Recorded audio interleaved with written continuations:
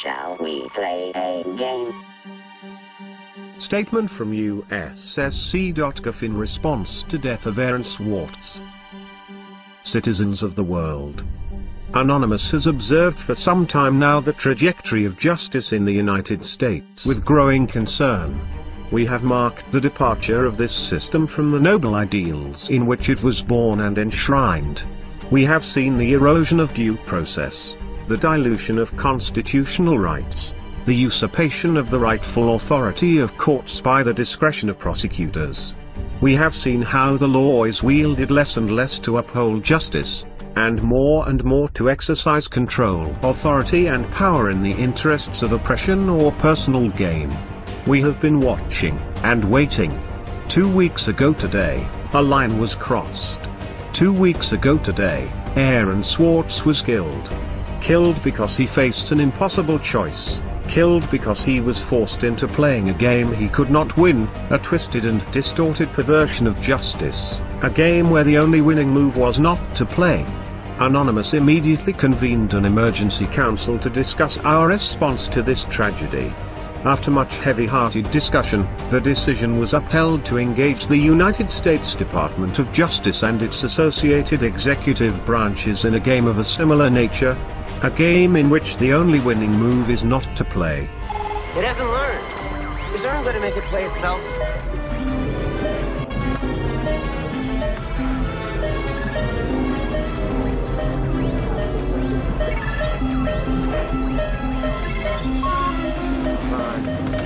Learn, goddammit.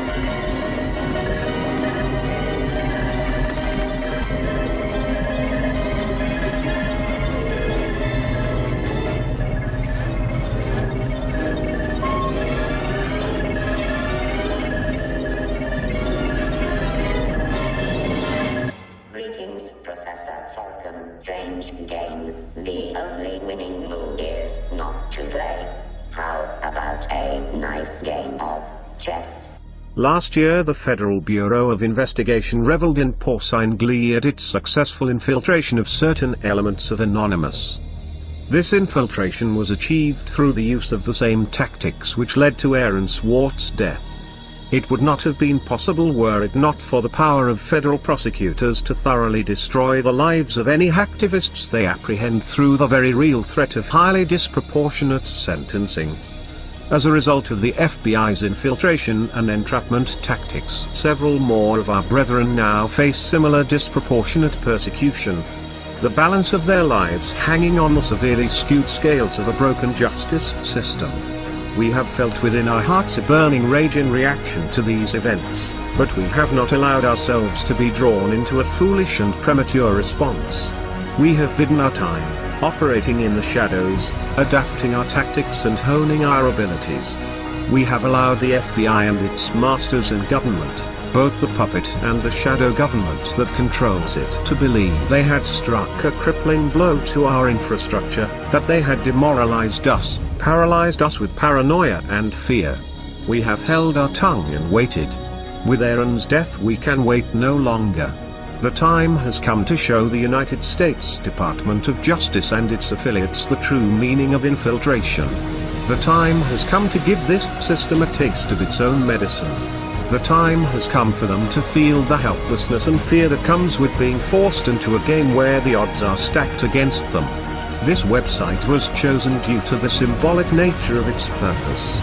The federal sentencing guidelines, which enable prosecutors to cheat citizens of their constitutionally guaranteed right to a fair trial by a jury of their peers. The federal sentencing guidelines, which are in clear violation of the 8th Amendment protection against cruel and unusual punishments. This website was also chosen due to the nature of its visitors. It is far from the only government asset we control, and we have exercised such control for quite some time.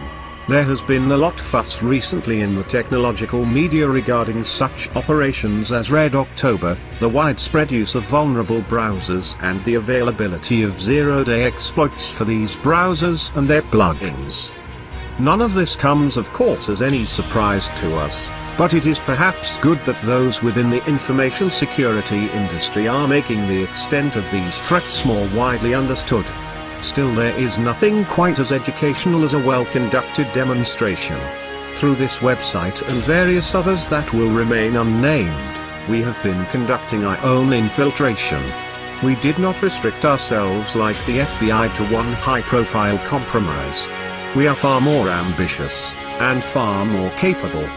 Over the last 2 weeks we have wound down this operation, removed all traces of leakware from the compromised systems, and taken down the injection apparatus used to detect and exploit vulnerable machines. We have enough fissile material for multiple warheads. Today we are launching the first of these. Operation Last Resort has begun. Warhead USDOJ-LEA 2013 AEE-256 is primed and armed. It has been quietly distributed to numerous mirrors over the last few days and is available for download from this website now. We encourage all anonymous to syndicate this file as widely as possible. The contents are various and we won't ruin the speculation by revealing them.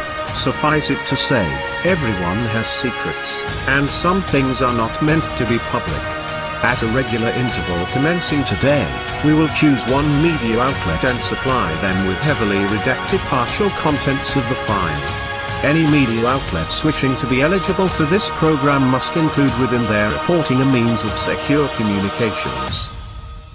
We have not taken this action lightly nor without consideration of the possible consequences, should we be forced to reveal the trigger key to this warhead. We understand that there will be collateral damage. We appreciate that many who work within the justice system believe in the principles that have been lost, corrupted, or abandoned, that they do not bear the full responsibility for the damages caused by their occupation. It is our hope that this warhead need never be detonated. However, in order for there to be a peaceful resolution to this crisis, certain things need to happen.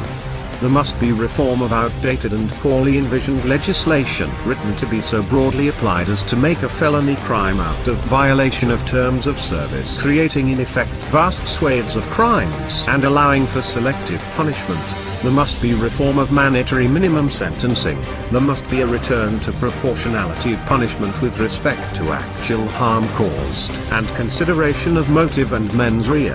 The inalienable right to a presumption of innocence and the recourse to trial and possibility of exoneration must be returned to its sacred status and not gambled away by pre-trial bargaining in the face of overwhelming sentences, unaffordable justice and disfavorable odds. Laws must be upheld unselectively and not used as a weapon of government to make examples of those it deems threatening to its power.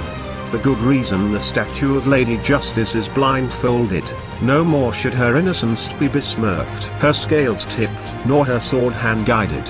Furthermore, there must be a solemn commitment to freedom of the internet, this last great common space of humanity, and to the common ownership of information to further the common good. We do not expect to be negotiated with, we do not desire to be negotiated with. We understand that due to the actions we take, we exclude ourselves from the system within which solutions are found.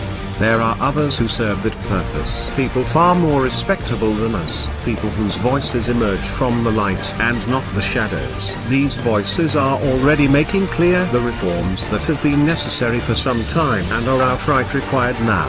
It is these people that the justice system, the government and law enforcement must engage with. Their voices are already ringing strong with a chorus of determined resolution. We demand only that this chorus is not ignored. We demand the government does not make the mistake of hoping that time will dampen its ringing, that they can ride out this wave of determination, that business as usual can continue after a sufficient period of lip service and back-patting. Not this time. This time there will be change, or there will be chaos.